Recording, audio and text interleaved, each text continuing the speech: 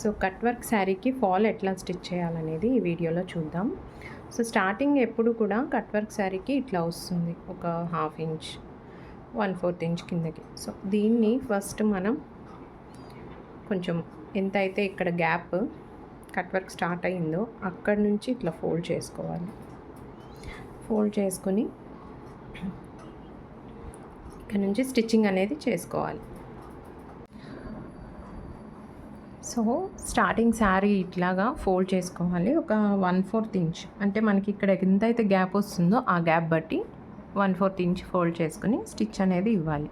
So ఈ stitches మనకి కనిపించవు, లోపలికి వెళ్ళిపోతుంది కాబట్టి శారీలో కనిపించదు.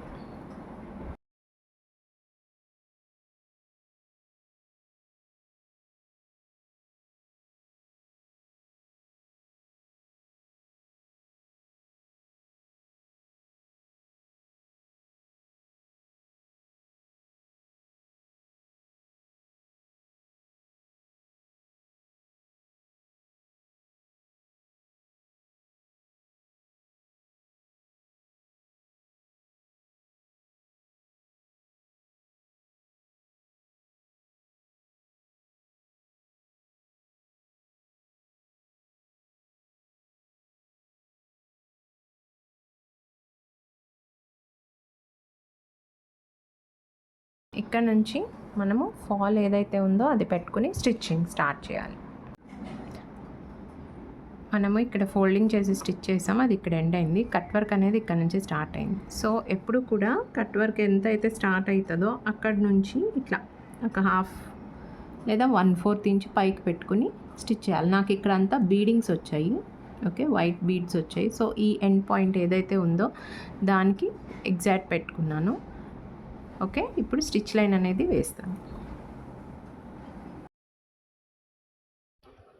ఇక్కడ శారీ స్టిచ్ చేయడానికి నాకు ఈ కట్ వర్క్ అంతా కూడా వైట్ బీడ్స్ వచ్చాయి. సో ప్రెషర్ ఫుట్ కూడా నేను నార్మల్ది పెట్టలేదు, జిప్కి ఏదైతే మనం పెట్టి యూస్ చేస్తామో ఆ ప్రెషర్ ఫుటర్ పెట్టాను. సో దాన్ని బట్టి ఏంటంటే మనకి సైడ్ కొంచెం ఖాళీ వచ్చి బీడ్స్ అనేవి డిస్టర్బ్ అవ్వకుండా స్టిచ్ లైన్ అనేది వేయచ్చు.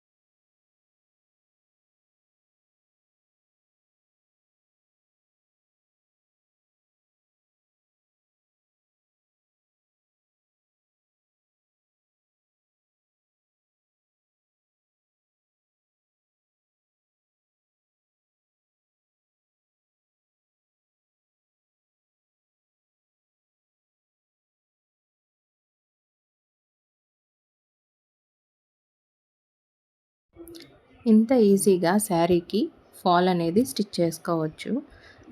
కట్ వర్క్ శారీకి ఫాల్ అనేది ఎప్పుడు కూడా ఇదే విధంగా స్టిచ్ చేస్తాము. సో మనకి మొత్తం స్టిచ్చింగ్ అయ్యాక చాలా బాగుంటుంది.